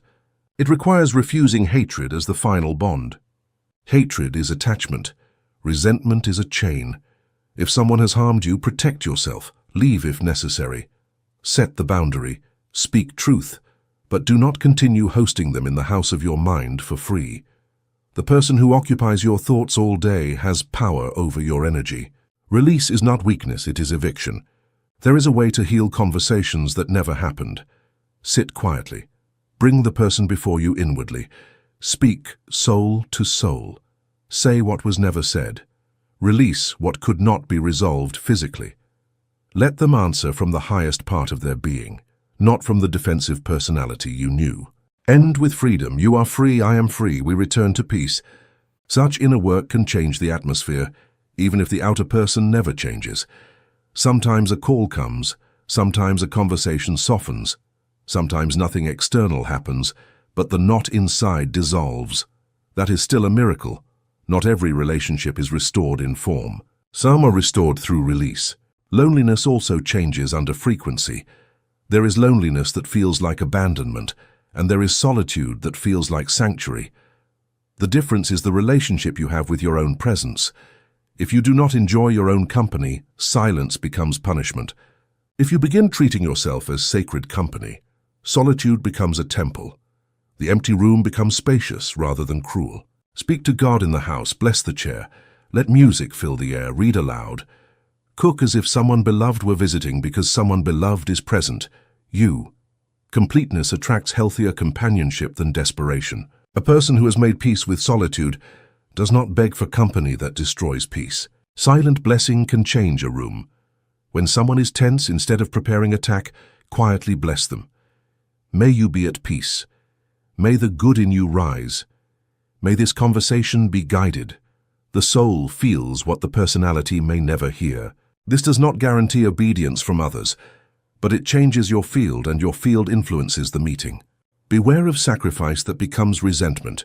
Many were taught that love means self-erasure, but a person who constantly empties themselves eventually gives bitterness. True love is generous, but it is not self-hatred. Care for your body, rest, boundaries, joy, and inner life. A fulfilled person blesses more deeply than a resentful martyr. Relationships are not accidents in the shallow sense. They are schools. Those who love you teach tenderness. Those who hurt you teach boundaries, forgiveness, or self-return. Those who leave teach impermanence and inner anchoring. Those who stay teach patience and renewal. Every echo can become instruction if you stop trying only to control it and begin listening to what it reveals. The universal echo answers the tone you carry. Change the tone and some people change with you. Others leave. Both can be grace. The goal is not to manipulate everyone into pleasing you. The goal is to become so clear in your own frequency that love can meet you honestly. And what cannot meet you honestly no longer owns your peace. Relationship work also requires humility. Not every conflict is solved by assuming the other person is only a mirror. Sometimes you must apologize. Sometimes you must listen. Sometimes you must stop spiritualizing your avoidance and have the difficult conversation. The mirror principle does not remove ordinary responsibility. It deepens it. To love from a higher frequency is to see beyond behavior without excusing harm. You can recognize someone's woundedness and still refuse mistreatment. You can bless a person and still leave the room. You can forgive inwardly and still maintain distance. Love is not the collapse of discernment. Love is the purification of motive. Some relationships improve when you stop needing them to confirm your worth. Need creates pressure. The other person feels unconsciously responsible for filling a hole only God and self-return can fill. As you become more whole, you love with more space. Space allows people to breathe. Many relationships heal when desperation leaves the room. Practice seeing loved ones as souls, not only roles. Your child is not only your child. Your partner is not only your partner. Your parent was not only your parent. Each is a soul moving through lessons, fears, desires, and hidden histories. This perspective softens judgment and strengthens boundaries because you stop demanding that others exist only in relation to your needs. If grief is present, let love continue in a new form. Death changes the mode of relationship, not the reality of love. Speak blessings over those who have gone. Release unfinished guilt. Receive what was good. Let what was painful become wisdom rather than a chain. The field of love is larger than physical proximity. The highest relationship practice is to become the atmosphere you wish to meet. If you want respect, carry self-respect. If you want tenderness, stop speaking to yourself with cruelty. If you want peace, stop rehearsing war internally. The echo begins within. Then the world in its own timing answers the sound. Some people will meet the new you with relief. Others will meet it with suspicion. That is not your problem to manage completely. Your task is to remain clean in motive and steady in frequency. Let the echo adjust as it will. Love becomes safer when self-abandonment ends. You can give more honestly when you're not secretly hoping the giving will purchase worth. You can receive more deeply when receiving no longer feels like debt. Relationships also reveal your capacity to receive. Some people are generous in giving but uncomfortable, being loved, praised, helped, or held. Receiving may feel unsafe if it once came with control or debt. Heal this. Let good come without suspicion. Receiving cleanly is part of raising frequency. When conflict arises, slow the first response. The first response often belongs to old programming. A breath can allow the higher self to arrive. Many relationships are changed not by grand speeches, but by one repeated pause where the old reaction is no longer obeyed. Chapter 10. The state of grace. Letting go and flowing. After the mind has been trained, after the word has been purified, after the heart has been tuned, after vitality has been protected and identity renewed, one final art remains. It is the art the ego fears most. Letting go. Not giving up, not becoming passive. Letting go means releasing the desperate grip that blocks the very current you are asking to carry you. Imagine a river. One swimmer fights the current with clenched muscles, convinced survival depends on force. Another learns the direction of the water, relaxes the body, and uses small intelligent movements to steer. The second swimmer may travel farther with less exhaustion because he has stopped treating the river as an enemy. Grace is the river. Effort has its place, but effort without surrender becomes suffering. Most of us were trained to believe life is conquered only by strain. No pain, no gain. Push harder, control more, worry more, prove more. Yet the body already reveals another truth. The heart beats without your management. The lungs breathe even when you forget them. Cells repair in secret. The earth turns. Seasons move. An intelligence greater than your conscious effort has been carrying you from the beginning. Control is often fear in formal clothing. It says, if I do not manage every detail, everything will fall apart. But look honestly. Has worry kept the sun rising? Has tension improved digestion? Has panic made money arrive more gracefully? Has mental rehearsal of disaster protected you, or has it drained the energy needed for wise action? Control promises safety while often producing exhaustion. Grace begins when you resign as general manager of the universe. You still act, you still answer calls, pay bills, care for the body, make decisions, and honor responsibility. But you stop believing that the entire cosmos depends on the tightness of your jaw. You allow a larger intelligence to participate. You say, I will do my part, and I release the how to God. Need repels because need broadcasts absence. There is a difference between desire and desperation. Desire can be clean, beautiful, alive. Desperation says, I am empty unless this arrives. Desperation grasps, chases, checks, and suffocates. Grace sits in the garden and lets the butterfly come. It has asked, it has prepared, it has become receptive. It does not terrify the blessing with panic. The metaphor of a fine restaurant is useful. You place an order with clarity. The kitchen receives it. Then you remain at the table. You do not storm into the kitchen, interrogate the chef, and ruin the dish by grabbing ingredients in fear. You enjoy the atmosphere because you trust that the order is being prepared. In spiritual life, the kitchen is the how. The how belongs largely to divine intelligence. This does not mean every desire appears exactly as imagined. Sometimes grace improves the order. Sometimes what comes is wiser than what was requested. Sometimes a delay prevents harm. Sometimes a closed door protects the sacred timing of a better one. Surrender says, this is what I desire, and I am willing to receive it in the form most aligned with my highest good. You know you are entering grace when friction decreases, not because every event becomes pleasant, but because the inner fight softens. Synchronicities increase. Peace appears before proof. Joy comes without an obvious cause. The mind is not constantly chewing the same problem. There is space. There is breath. There is the sense of being carried even while walking. When the mind cannot release a burden, use a physical ritual. Write the concern on paper. Name it honestly. Place it in a box, drawer, or sacred place as a symbolic transfer. Say, I have done what I can see to do. I now hand this to the higher wisdom. If the mind tries to worry again, remind it, this is no longer on my desk, it is in divine processing. Thy will be done is not a sentence of defeat. It is not the sigh of one expecting punishment. It is the relief of one who trusts love more than personal anxiety. The will of God is not smaller than your dream. It is often greater. You may ask for a small repair while grace is arranging a renovation. You may ask for one open door while grace is moving you to a new house. Inspired action feels different from forced action. Forced action is heavy, frantic, resentful, and fear-driven. Inspired action may still require effort, but it carries life. An idea arrives with freshness. A call feels right. A task has energy around it. A direction quietly pulls. Follow these whispers. Intuition is not always loud. Often it is the small, steady nudge that remains after panic quiets. Logic has value, but it is linear. Intuition can see relations the conscious mind has not yet assembled.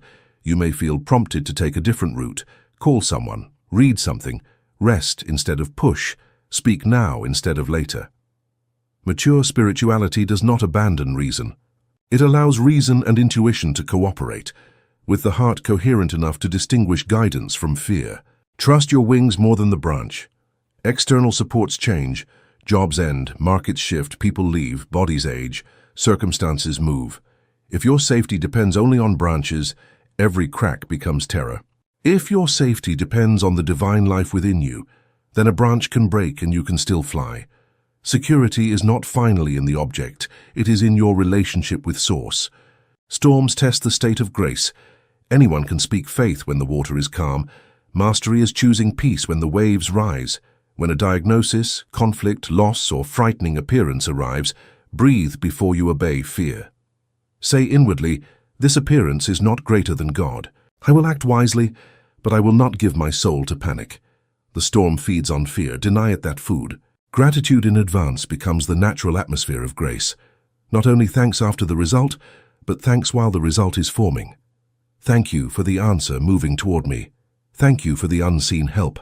Thank you for the strength to meet this day. Thank you for the good I cannot yet see. Such gratitude is not a trick. It is the posture of one who knows the river is carrying more than the eye can measure. Letting go is not the end of creation. It is the completion of creation. You plant, speak, feel, act, and align. Then you release. The seed cannot grow in a fist. The river cannot carry the one who refuses to float. The state of grace is not laziness. It is cooperation with the force that has been breathing you since your first breath. Surrender is frightening because the ego confuses control with existence. It believes that if it stops worrying, it will disappear. In truth, when the ego releases false responsibility, the soul finally breathes.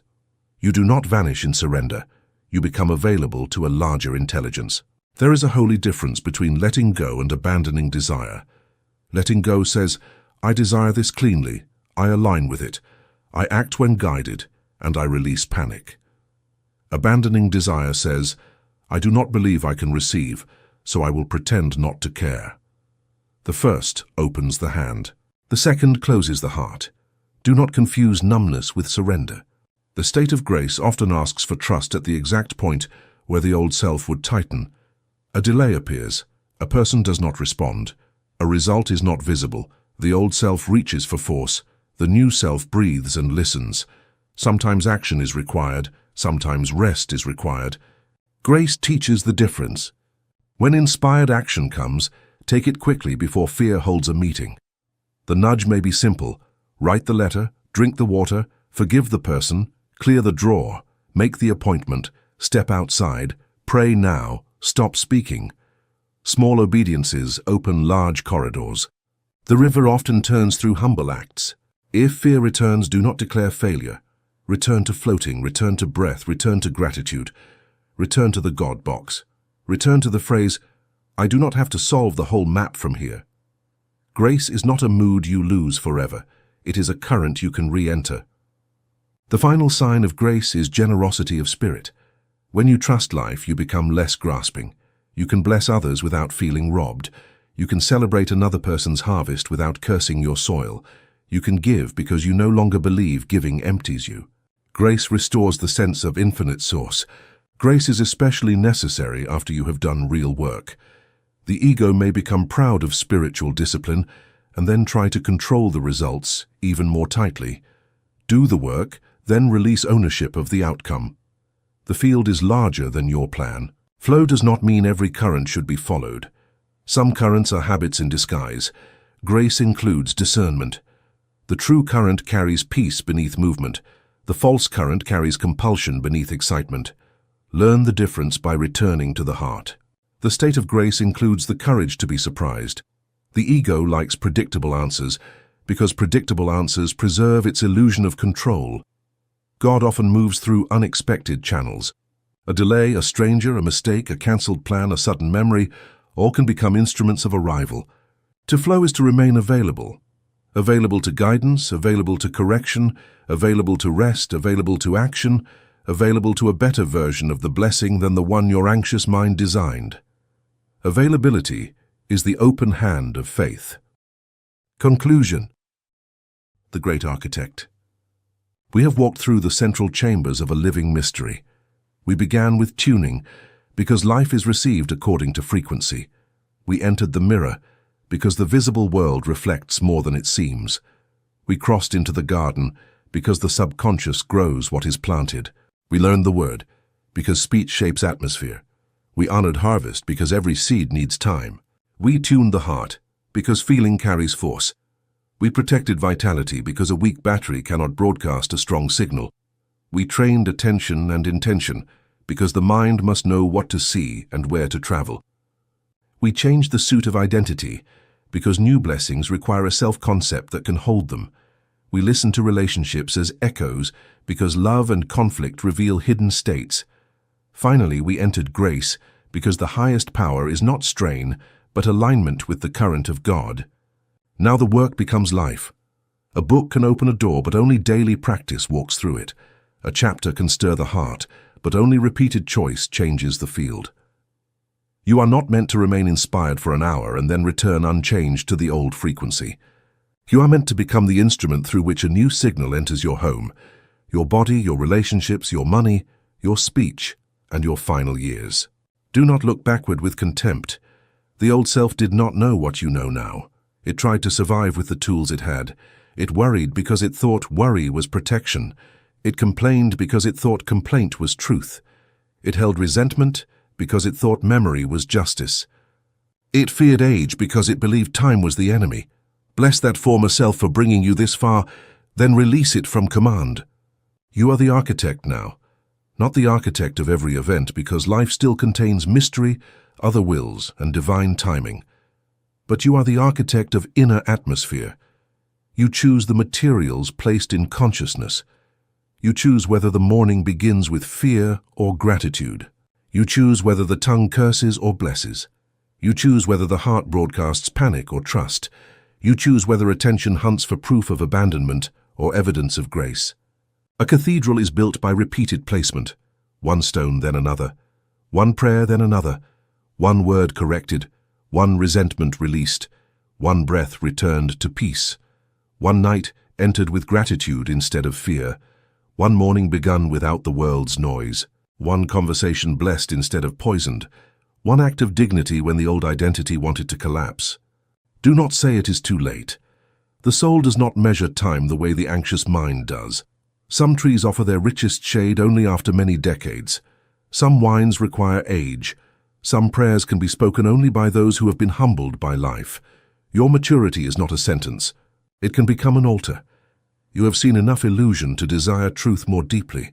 You have suffered enough resistance to value peace. You have lost enough to recognize what cannot be lost. Miracles are not limited by the calendar. A shift in consciousness can do quickly what years of force could not do. One forgiven memory can release energy trapped for decades. One new identity, practiced faithfully, can redirect the final chapters of a life. One coherent heart can change the atmosphere of a home. One word spoken with authority can end a family pattern. Do not underestimate what remains possible. Your work also blesses those who come after you. Fear travels through families, but so does faith. Scarcity travels, but so does generosity. Resentment travels, but so does forgiveness. When one person in a lineage changes frequency, the whole invisible tree is touched. You may become the ancestor who stopped transmitting panic. You may become the elder whose peace teaches more than advice ever could. There is no need to fear the final transition. You are not a body trying to acquire a soul. You are a soul using a body as instrument, classroom, temple, and vehicle. Energy changes form. The driver eventually steps out of the car. Knowing this should not make you indifferent to life. It should make you more alive. If you are eternal, then you can love boldly. If you are held by God, then you can stop shrinking before temporary appearances. Let the daily code be simple. Upon waking, tune before touching the world's fear. During the day, guard the word and guide attention. In difficulty, return to the heart. In relationship, bless and set boundaries where needed. In fatigue, protect vitality. At night, plant the seed and hand the unfinished work to God. Repeat until the new frequency becomes your natural climate. If this teaching has opened something in you, the complete written edition is available through the link in the description. Return to it whenever the old frequency tries to reclaim your attention. Read slowly. Let the words become practice. Let the practice become identity. Let the identity become a new life. The outer world may still change slowly. The mirror may echo the past for a while. Do not be deceived by old light. Continue tuning. Continue planting. Continue blessing. Continue feeling the wish fulfilled with quiet gratitude. Continue walking as the one who knows the source is not absent. Continue returning to the frequency of God. The miracle is not only something that comes to you. The miracle is what wakes up in you. The miracle is the return of authority. The miracle is the heart becoming coherent after years of noise. The miracle is the tongue learning to bless. The miracle is the body receiving kindness. The miracle is the soul standing in the second half of life and saying, I am not finished, I am being tuned. Go forward with dignity. Build carefully. Speak cleanly. Feel deeply. Wait wisely. Love generously. Release completely. Let your life become a cathedral of frequency, a living answer to the fear that once told you nothing could change. The signal is clearing. The music is changing. The frequency of God is already here, and your masterpiece is still unfolding. Let this not become another book you admired but did not embody. Choose one law and begin today. Tune the morning, bless the word, plant at night, guard attention, release one resentment, care for the body, walk as the new identity, bless one relationship, surrender one burden. Small faithful acts build great inner structures. You do not need to explain your change to everyone. The field will feel it before people understand it. Some may resist because your new frequency interrupts old agreements. Remain kind, but steady. A person returning to God within themselves does not need permission from the old crowd of thoughts or the outer crowd of expectations. When you forget, return without drama. The path is not ruined by one fearful morning or one careless sentence. Correct it. Tune again. The mature soul does not demand perfection before continuing. It practices return. Return is one of the deepest forms of faith. May your remaining years become increasingly musical. May the static lessen. May the heart remember the station of peace. May the body feel blessed rather than criticized. May money move with less fear. May relationships echo more truth. May time become a friend of harvest. May surrender become relief rather than defeat. The frequency of God is not a distant secret reserved for saints. It is the living current beneath your breath, the intelligence behind repair, the love beneath courage, the order within synchronicity, the peace behind gratitude, and the silent music that has accompanied you even when you could not hear it. Stand now as one who is willing to listen differently. The world you enter after this teaching may look familiar at first, but you are not required to meet it as the same person. Tune the instrument. Guard the signal. Build the cathedral. Your masterpiece is not behind you. It is still sounding its way into form. The end of a teaching is the beginning of evidence. You will know what has been received by how you meet the next ordinary problem. That moment is not an interruption of the path. It is the path becoming real. Let the final note be this. God is not waiting for a younger, purer, more impressive version of you. The frequency is available to the one reading now, breathing now, choosing now. Tune here. Begin here. Build from here. Read your life from this point with new eyes. The same circumstances may still be present tomorrow, but you can bring a different frequency to them. That difference is not small. It is the first stone of the cathedral. May the music continue after the final word. May every chapter become a tone you can return to. Mirror, garden, word, harvest, heart, vitality, attention, identity, echo, grace. These are not only concepts, they are instruments. Play them and let the field answer.